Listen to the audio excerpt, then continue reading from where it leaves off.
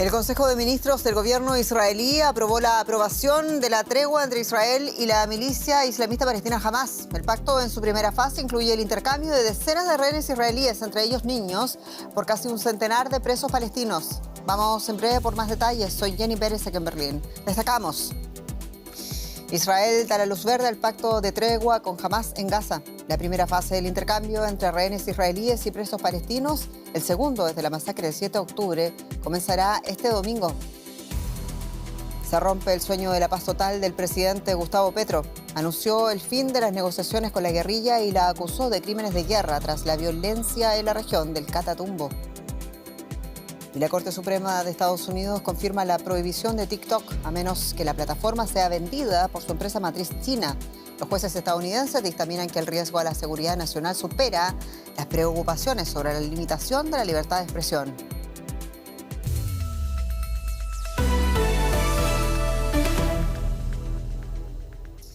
El Consejo de Ministros del gobierno de Benjamín Netanyahu aprobó esta noche los términos de un alto el fuego de 6 semanas en Gaza. El acuerdo se implementaría en 3 etapas, comenzando el domingo.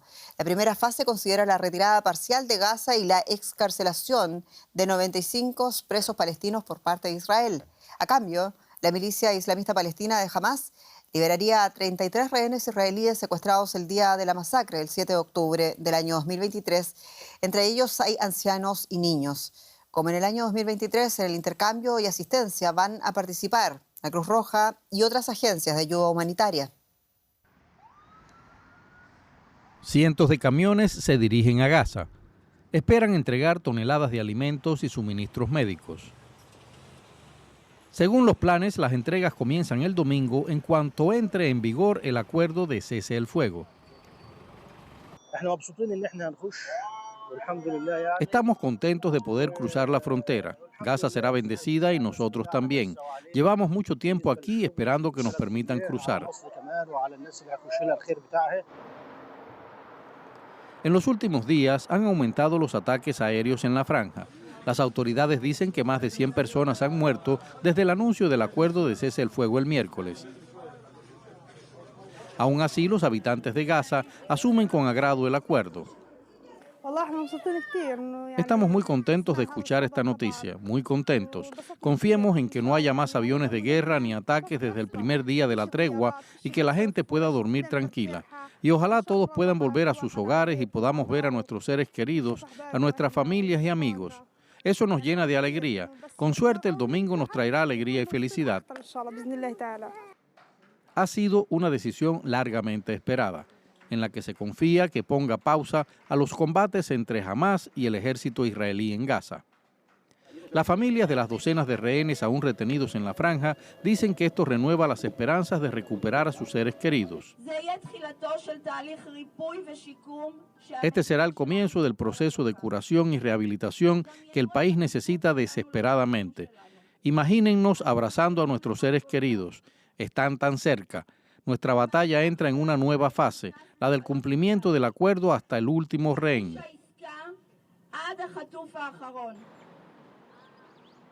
Los funcionarios israelíes aseguran que 98 rehenes permanecen en Gaza, pero no está claro cuántos siguen vivos.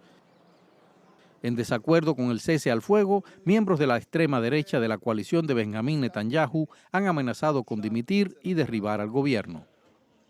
Pero si bien la tregua podría traer un alivio muy necesario a la franja, todavía existe una gran incertidumbre sobre si el acuerdo puede durar. Con todo lo que está pasando y lo que va a suceder, hay una gran tensión y también, naturalmente, desconfianza que acompañará la consumación de este acuerdo.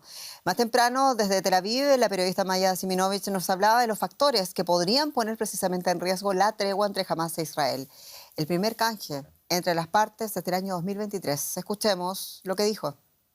En realidad, si esto sucede y todo continúa como previsto, tendría que pasar tendría que suceder. Y sin embargo, también sabemos en esta región que justo antes de entrar los altos el fuego de cualquier paz de las múltiples guerras, han sido los momentos más delicados, las horas más delicadas. Una palabra de algún ministro, algún vídeo, alguna declaración, algún uso de la fuerza de un modo más intempestivo todavía puede echarlo todo a perder.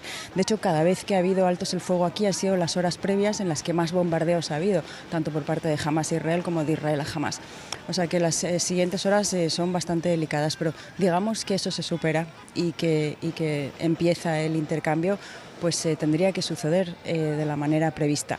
La manera prevista es que empiece esto a las 4 de la tarde del domingo. El alto el fuego empezaría a las 12:15 del domingo. Nadie entiende muy bien por qué este horario. Y a las 4 de la tarde lo que se sabe es que seguro que no van a recibir a esas 3 mujeres que son las primeras que van a intercambiar, sino que aquello se va a alargar probablemente hasta muy entrada la noche. Pero son puras especulaciones por la experiencia previa. Hablemos, Maya, brevemente de las consecuencias políticas internas. Estaba esa amenaza de Ben Gvir y también es el acuerdo, nos preguntamos, que exigía acaso la asociación de familiares de rehenes en poder Hamás. Si los familiares de los rehenes nunca quisieron este acuerdo, en realidad nadie quiere este acuerdo. Las dos partes consideran que es un mal acuerdo, lo dicen abiertamente, es demasiado sacrificio tanto para Israel como para Hamás. Por eso es tan delicado, por eso se sospecha que la segunda fase no sea sostenible, no se sabe si ni la primera va a serlo. Pero los familiares lo que querían era un acuerdo de alto el fuego no temporal, que es lo que parece que todo apunta a que eso va a ser. Netanyahu está buscando garantías americanas y prometiéndole a sus socios que una vez aprobada la primera fase es probable y posible que se continúe la guerra, lo cual es muy contradictorio con todo lo que se está pactando aquí. Y volviendo a los familiares, los familiares reunidos en el foro, que son la mayoría del foro de familiares, querían un alto total a la guerra y una recuperación de todos los rehenes, no por fases. No confían en que vaya a suceder esta cosa por fases. Maya Sivinovich, muchas gracias en Tel Aviv. Gracias, Jenny. Y nos fijamos ahora en Colombia. Adiós a la paz total de Petro. El presidente del país suspendió este viernes los diálogos de paz con el Ejército de Liberación Nacional, el ELN por sus siglas, ello luego de una violenta escalada en la región de Catatumbo. Los enfrentamientos entre el ELN y las disidencias de las FARC han dejado hasta ahora al menos 40 muertos y 20 heridos. Petro calificó las acciones de la guerrilla de crímenes de guerra y que no tienen, dijo, ninguna voluntad de paz. Bueno, vamos a recopilar los hechos en la que hasta ahora resulta una inerte negociación de paz entre el Estado colombiano y la guerrilla. Cuando Gustavo Petro juró como presidente de Colombia, su intención de cambiar el país incluyó un tema sensible para los colombianos: reanudar los diálogos de paz con los grupos armados.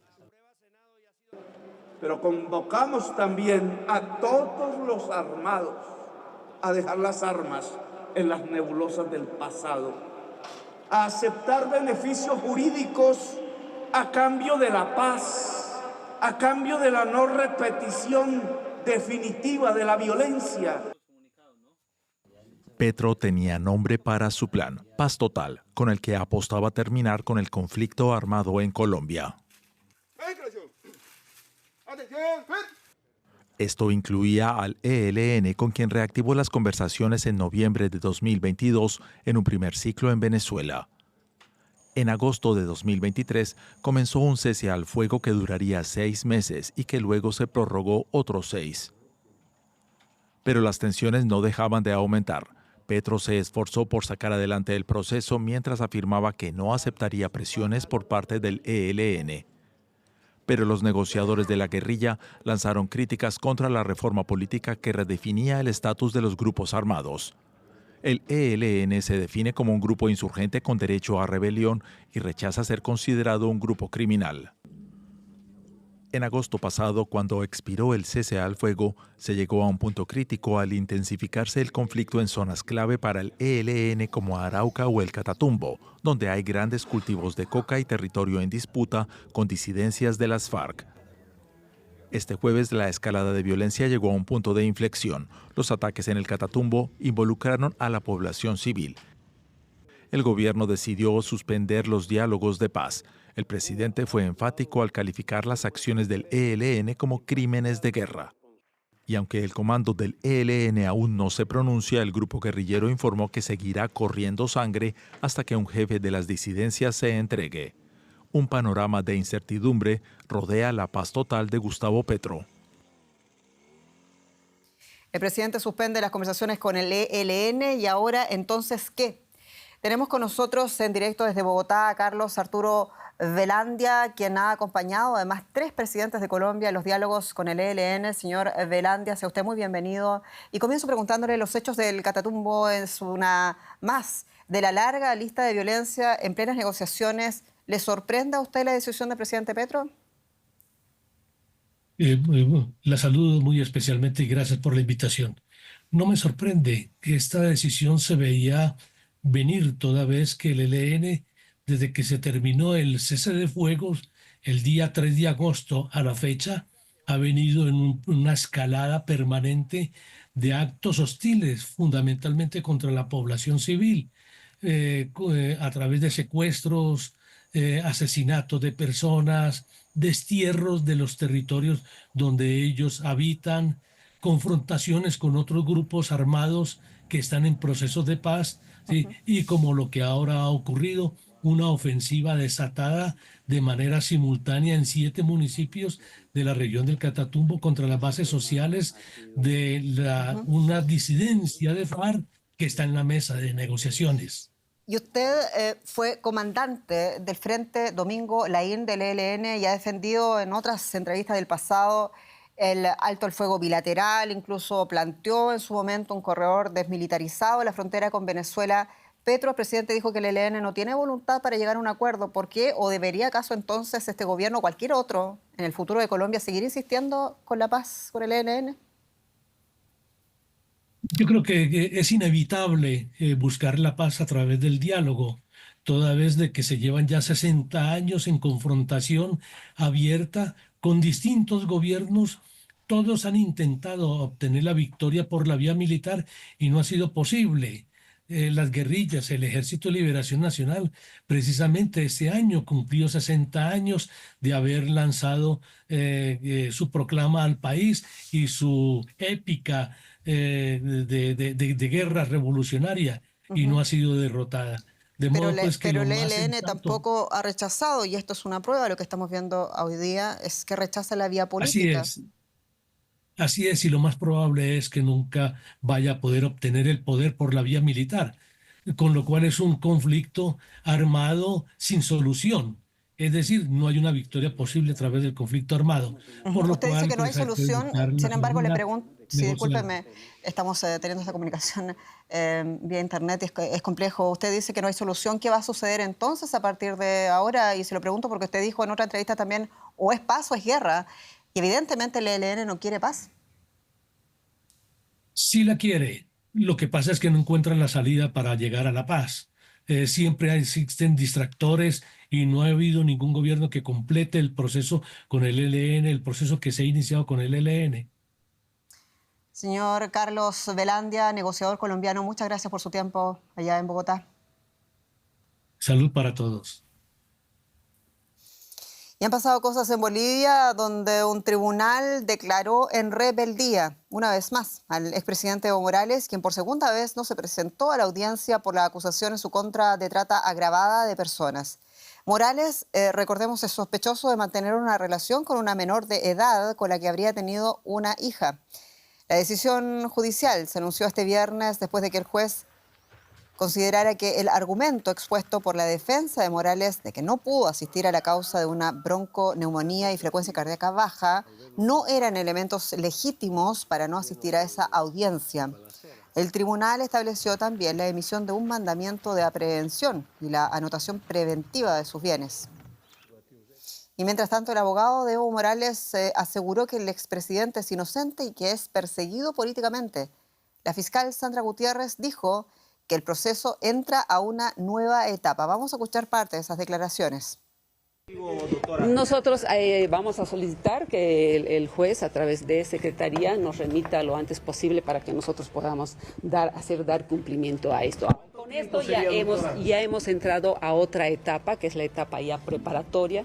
Con esto ya tenemos un mandamiento de aprehensión emitido por el juez, ya no por el Ministerio Público, el que teníamos nosotros como Ministerio Público, ya queda sin efecto, tomando en cuenta que ya hemos entrado a otra etapa. ¿Y sigue TikTok como lo conocemos en los Estados Unidos? La respuesta, mi colega Rosa Casals. Esa es la gran pregunta, Jenny, en un país donde tiene 170 millones de usuarios, que no es poco.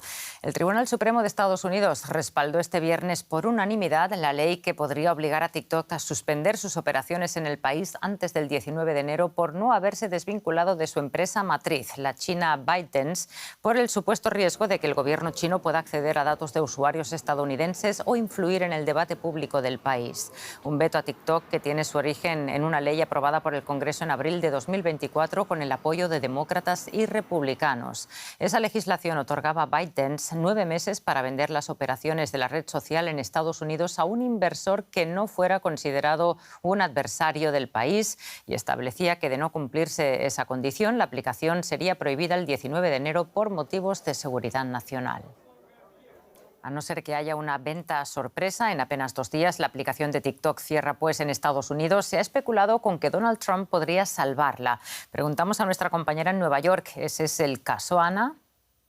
La portavoz de la Casa Blanca de Joe Biden hoy ha dicho que no van a multar a las empresas que permitan el acceso a TikTok en Estados Unidos, Apple Store, la tienda de Google principalmente, el día 19, que es cuando entra en vigor la ley. Lo deja todo en manos de Trump, que hoy ha dicho que la decisión del Tribunal Supremo debe ser respetada por todos.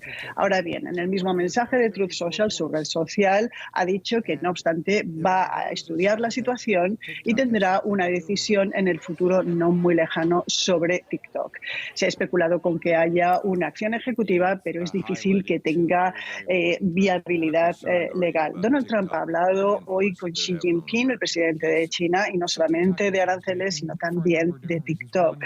Hoy, el presidente de esta aplicación, Xu Chu, ha colgado un vídeo en la plataforma en la que agradece a Trump su compromiso por mantener TikTok accesible, además de agradecerle su posición a favor de la primera enmienda y su contrariedad con las censuras arbitrarias.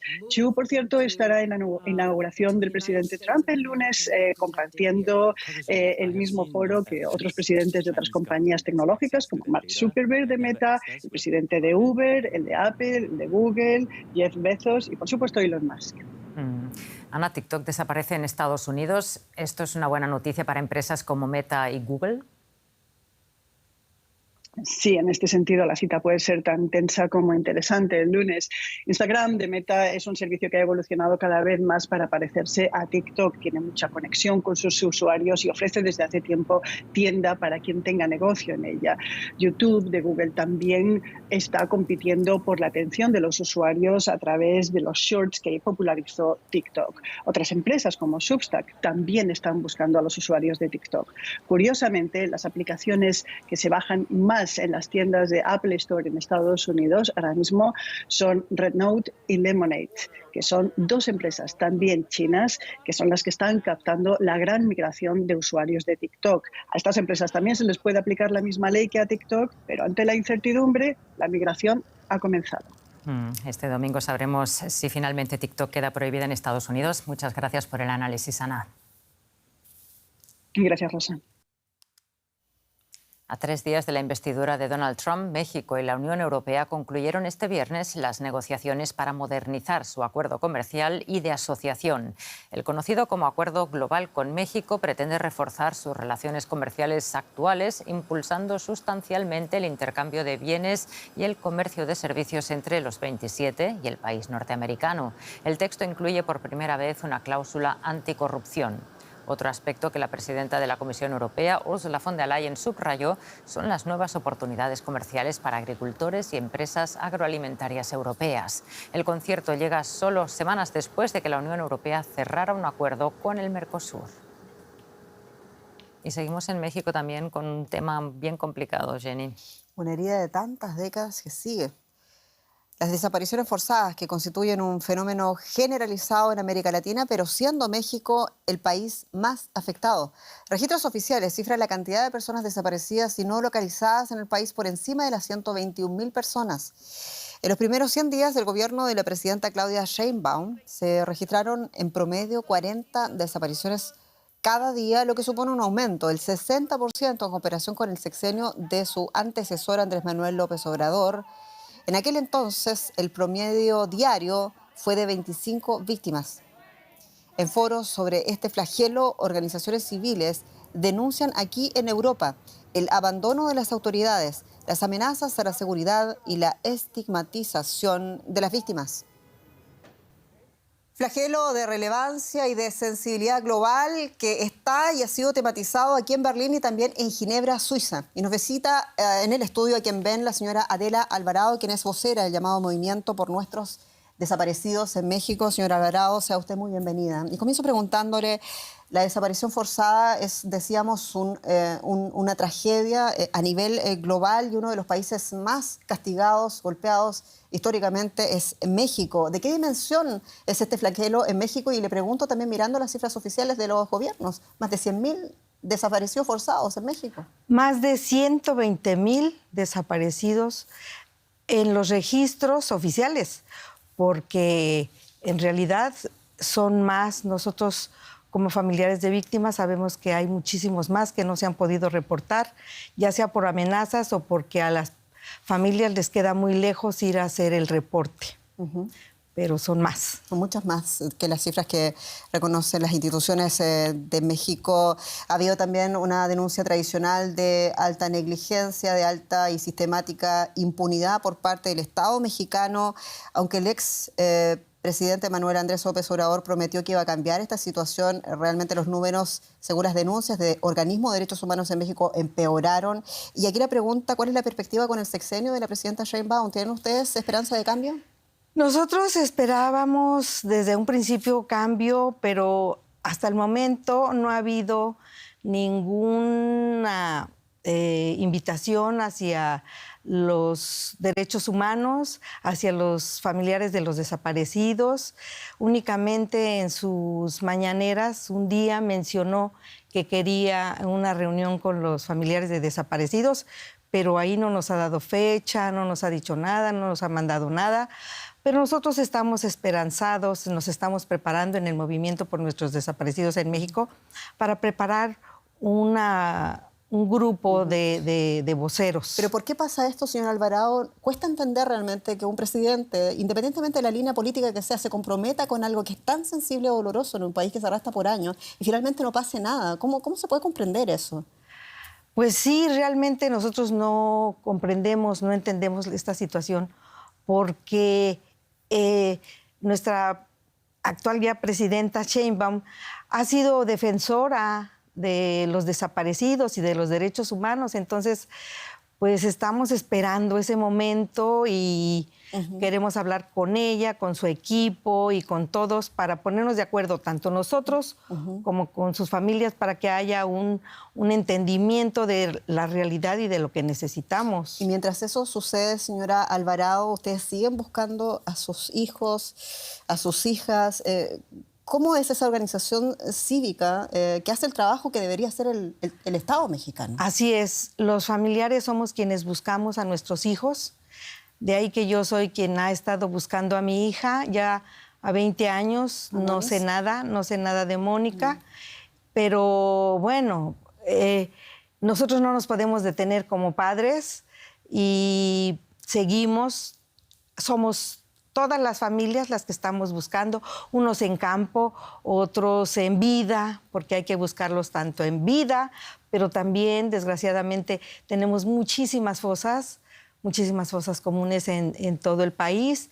Hay 73,000 cuerpos sin identificar y precisamente es algo que nosotros venimos a buscar aquí para hablar y que se entere la sociedad, las autoridades y que nos den ayuda y apoyo para que todos estos cuerpos sin identificar pues se identifiquen y ya tengamos a nuestros familiares como estén.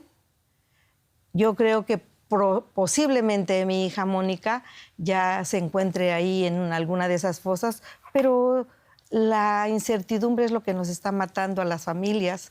Entonces, lo que queremos y lo que nos preocupa es que ya tengamos a nuestros familiares, que les demos esa sepultura de acuerdo a nuestras costumbres. Cada quien, el territorio mexicano es muy grande, muy vasto, y cada quien tiene sus diferentes maneras de sepultar a sus difuntos. Entonces, cada quien que haga lo que le corresponda de acuerdo a sus creencias. Señora Adela Alvarado, yo quiero agradecerle especialmente su testimonio personal como madre que busca a su hija y también como vocera de este movimiento. Están buscando a sus seres desaparecidos, esperando también la respuesta del gobierno mexicano. Muchas gracias. Y cambio de tono para hablar de lo siguiente, y es que las aerolíneas han sido forzadas a desviar los vuelos que pasan por el Golfo de México para evitar los desechos espaciales resultantes de la que fue fallida prueba del cohete SpaceX. La parte delantera del cohete se averió minutos después de su lanzamiento en Texas. Una familia quedó hipnotizada por una escena sacada directamente de una película de ciencia ficción. Lo que estaban grabando eran los restos del cohete de SpaceX atravesando el Caribe. Los escombros dejaban una estela de humo. Esto no está bien, algo ha explotado. 3, 2, 1. El gigantesco cohete Starship había despegado horas antes desde una plataforma en Texas. Pero minutos después de iniciar del vuelo, ocurrió esto.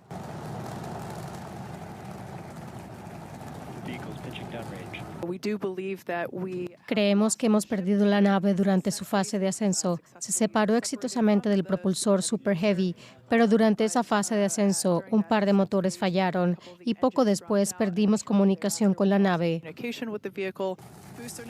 Sin embargo, hubo un momento de consuelo cuando el equipo de SpaceX logró recuperar un propulsor que regresaba, una hazaña que solo habían conseguido una vez antes.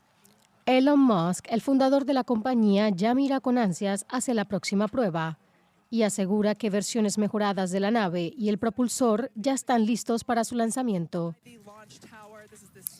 Imágenes para terminar en Sudáfrica, donde el kitesurfista Lace Walker saltó por encima de un avión en movimiento en una impresionante acrobacia pionera en el mundo. Vamos por las imágenes porque el evento tuvo lugar en la ciudad del Cabo tras 2 años de estrecha colaboración entre el holandés y el piloto polaco Lukas Luk. Para llevar a cabo esta audaz maniobra, el piloto tuvo que mantener el avión estable en presencia de fuertes vientos mientras Walker se elevaba a 15 metros por encima del agua. Aquí nos despedimos. Muchas gracias por su sintonía. Somos Deutsche Welle. Hasta pronto.